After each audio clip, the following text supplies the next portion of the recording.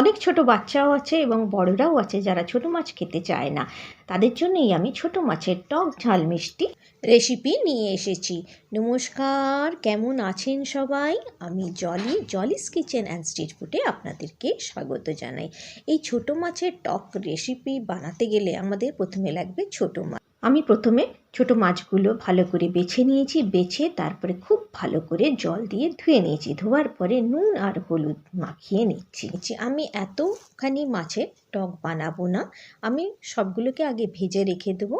আমি অল্প মাছেরই টক বানাবো। আমি প্রথমে কড়াই চাপিয়ে দিয়েছি, গ্যাস অন করে দিয়েছি, গ্যাসে হাই ফ্লেম করে দিয়েছি, দিয়ে তেল খুব গরম করে নিয়েছি। নিয়ে আমি মাছগুলোকে এক এক করে দিয়ে ভেজে নিচ্ছি। আপনারা তাওয়াতেও এটাকে ভাজতে পারেন, কড়াইতেও ভাজলে যেমন হবে তাওয়াতে ভাজলেও ওই রকমই হবে। আপনাদের যেখানে সুবিধে তাতেই আপনি ভেজে নেবেন। আমি এক এক করে সমস্ত মাছগুলোকে ভালো করে ভেজে নিই। আজকালকার বাচ্চারা মাছ তো খেতেই চায় না, তারপরে আবার ছোট মাছ, তাহলে তো ওরা মুখটা ঘুরিয়েই বসে থাকবে। সেই জন্যই আমি ছোট মাছের টক রান্না করেছি।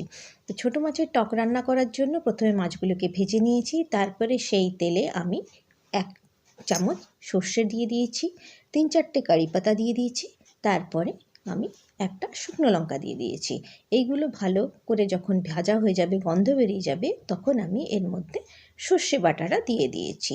তার সাথে আমি আর একটু জলও দিয়েছি। তারপরে এর মধ্যে 1 চামচ হলুদ গুঁড়ো আর স্বাদ অনুসারে নুন আপনারা দেখে শুনে দেবেন। তারপরে আমি 1 চামচ লঙ্কা গুঁড়ো দিয়ে দিচ্ছি। আমি এর মধ্যে নুনটাকে দেখে শুনে এই জন্যই দিতে বললাম, কারণ আমি এর মধ্যে আমশি দেবো, আমশির মধ্যেও কিন্তু নুন থাকে। তারপরে ঢাকা নিয়ে আমি জল শুকিয়ে দিয়েছি। জল শুকিয়ে যাবার পরে যখন এই সর্ষে বাটা থেকে একটু তেল ছেড়ে আসবে, তখন আমি এখানে আমশিটাকে গরম জলে ভিজিয়ে রেখেছিলাম আধা ঘন্টা আগে, সেই জলটা দিয়ে দিচ্ছি। তারপরে আমি এর মধ্যে আর একটু জল মিশিয়ে দিচ্ছি, দিয়ে আমি এটাকে ঢেকে ফুটতে দিয়ে দেবো। যখন এটা ভালো করে ফুটে উঠবে, তখন আমি এর মধ্যে মাছগুলো এক এক করে ছেড়ে দেবো।